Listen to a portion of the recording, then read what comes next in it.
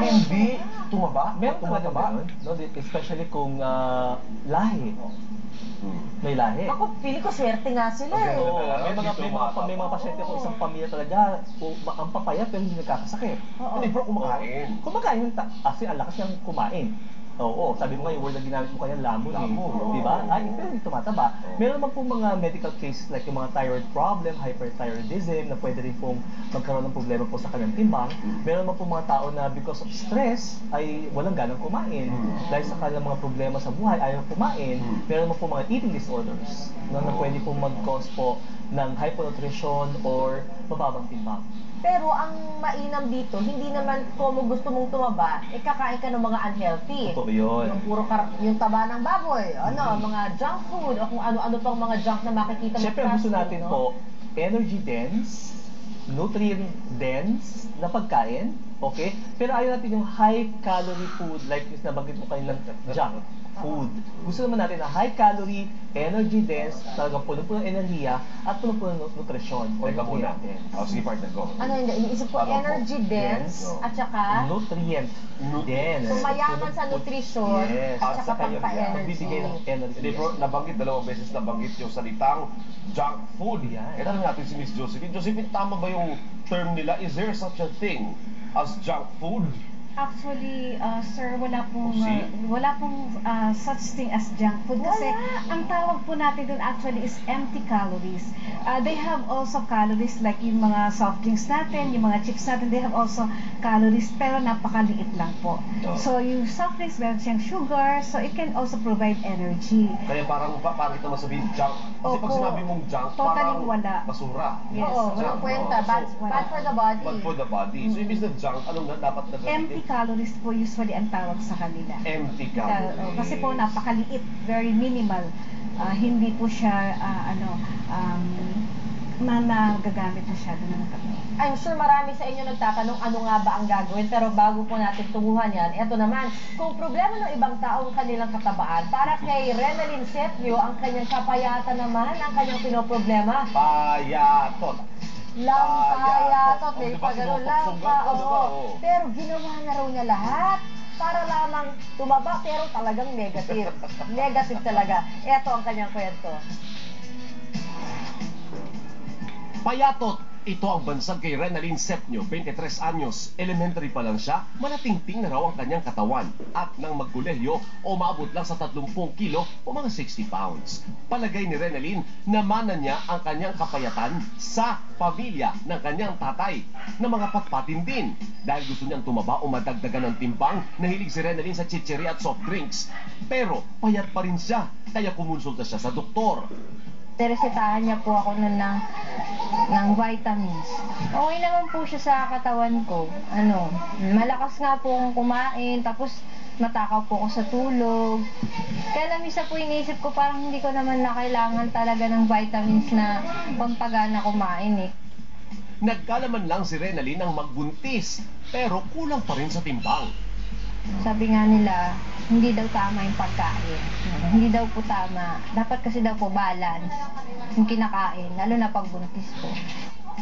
Pero sa ngayon, underweight pa rin si Renalyn. Umaasa siyang maaabot rin niya ang kanyang ideal weight.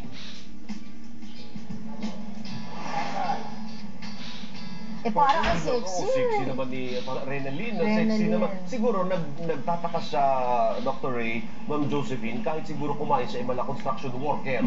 Diba gano'n ang totoo yun? Ako dati sabi, karpintero mga na ako karpintero, kumain. ganyan. No offense. Ibig sabihin talaga malakas na silang kumain, Hindi siya lumalaki. Ano Well, kasi nga po, di ba ang pagtaba ng isang tao po, parang bangko yan. Kung ipon ka ng ipon ng pera at hindi ka nag-withdraw, kasi hindi ka nag-burn, okay? Talaga tataba ka. Pero kung kaunti lang ang iyong inipon, pero ang dami mong withdraw, sabi mo, estibador, construction worker, talagang papayat ka, di ba? Doc, curious lang ako, eto bang pagiging payat ay subjective lang ba yan? O meron bang healthy payat na tinatawag? Meron rin bang BMI para sa kapayatan? Actually, ma'am, meron kaming tanong, yung question na, does yung maintaining a desirable body weight guarantee that you are healthy? Tulad po ng tanong nyo na, pagkapayat ka ba, physically payat ka, does it mean na healthy ka na? So, maaring hindi po. So, may tendency po na, for example, na hindi ka nag-gain ng weight, maaari po kasi itong indication na meron ka pong sa sistema mo may mali.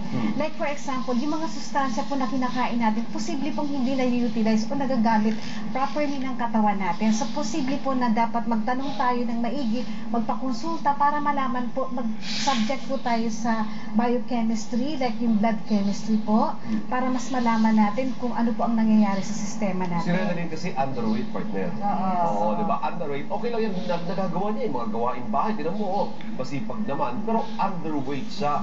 Ano mga sakit nakaakibat kapag underweight ang isang tao? Marami po. Sabi ko nga po, thyroid problem. Okay, yung pong hyperthyroidism. Kasi nga po, napakalaki po ng koneksyon ng metabolismo ng isang tao sa thyroid hormone levels. Pag masyadong mataas ang thyroid hormones mo, hyperthyroid ka, kahit na isang bandihado ang kainin mo, hindi ka tataba. Talagang grabe yung pawis mo, talaga pong napakapayat mo. Pwede din po, sabi ko nga po, baka may eating disorders, may mga problema, kaya hindi po siya kumakain, kaya hindi siya tumataba, di ba? Meron naman po yung stress, di ba? Ay, walang ganang kumain. Baka may mga medical problems such as tuberculosis, pwede kang pumayat noon, ano? Kahit na kumain ka ng kumain, di ba? So, may mga medical conditions na dapat mong, especially kung wala kang effort na ginagawa, o kaya talagang hindi ka tumataba, kumbaga pumapayat ka palalo, magpa-check up na sa May doktor. mga sakit kasing ganun, partner. Diabetes na. Diabetes, di ba? Kahit ka ng kain ng marami, hindi nagagamit ng katawan mo yung sugar sa iyong katawan, naglulus ka pa ng weight, baka nga may like diabetes. Ang sakit sa colon. Yan, Oo. no? May mga problema sa stomach, sa small intestine, large intestine, pwede ka magkaroon talaga ng problema. Di ba, isang ang sinyalis nga ng isang colon cancer, yung talagang pangangayayat mo, kahit kain ka ng kain. Pero kung wala ka namang problema, halimbawa talagang payat ka lang, active ka naman, hindi naman sumasakit yung tiyan mo. As in, wala ka namang problema. Kailangan mo rin bang pumunta ng doktor? Alam mo, sa totoo lang, ang dami ko mga pasyenteng ganyan sa akin. Sabi ko, alam mo, parang mas gusto ko na ganyan ang katawan mo, okay ang blood pressure mo, okay ang sugar mo, okay ang cholesterol level mo, hindi ka nagkakasakit, tama na yan. Kahit Oo, underweight? kahit na, marami ako pasyente nga underweight eh. Dok, hindi nga ako nagkakasakit, ang sarap naman ng tulog ko, magana nga ako kumain, ganyan. So, okay lang? Sabi ko, okay lang, basta kinakailangan, regular consultation with your doctor, meron ka multivitamins, at sinisigurado ka lang na masustansya yung pagkain na kanyang kinakain. Walang bisyo. From a nutritionist point of view, kung ilan ba yun, underweight siya, pero wala siya nararamdaman. Di ba? Sabi mo naman differentiate yung katawan ko eh. Actually po, sir, meron tayong tinatawag na nutritional guidelines for Filipinos. Ito po yung parang Biblia pagtungkol po sa kalusugan at natin, yung sa nutrition status natin. So, sinasabi po doon sa number 4 na i-maintain natin yung desirable body weight actually. So, dapat po talaga i-check natin yung desirable body weight natin. Once na underweight, katulad nga po na nabanggit ni Doc, na kung meron po mga sakit, katulad din po nung tinatawag na parasitic infection, Doc, no, na hindi natin alam, meron para tayong mga bulate dyan na inaagaw yung sustansya na instead na gagamitin ng katawan natin, iba po yung kumakain. Pupupurgahin. Yeah, it can be ganun po. So, dapat talaga magpa-check-ups. Pero kung halimbawa sinabi na ni Doc na lahat na po na-undergo niya na lahat ng check-up, wala namang problema. So, siguro po maging happy ka na lang dahil ibig sabihin, napakabilis ng metabolism mo, nagagamit yung kinakain mo, hindi na Kailangan deposit. magpa-liposuction. Yes, so very natural. Yung mga insistent, syempre tayo, gusto natin, paano natin matutulungan ang sarili natin na tumaba? Ano ang mga kakainin? Bigyan nyo naman kami ng idea. Oo. Well, sabi Or ko nga, kailangan ba mag-workout para dyan? oo, kasi nga, di ba, yung iba nga, mali ang notion na, naku, hindi ako mag-exercise kasi lalo akong papayat, kasi pagpapawisan ako. Pero actually, yung pong pag-build ng muscles, no, yung pag-build ng muscles po, nakakadagdag din po sa timbang ng tao yan. Di ba? okay. So, resistance training, bodybuilding, di ba? Pero, bibitinin muna natin na hold your horse, ha? Ang susunod na tanong, ano po ba ang dapat kong kainin para mag-gain ng wastong weight, partner? At ano nga ba ang tamang preparasyon o pagluluto sa mga pagkain ito para naman makuha natin ang nararapat na nutrisyon na ano to? Na kailangan mo rin, partner, kasi ang punto natin dito, exercise and diet. Para perfect body. Yes. Healthy at perfect body pa. O nga pa rin po ang salamat, Doc.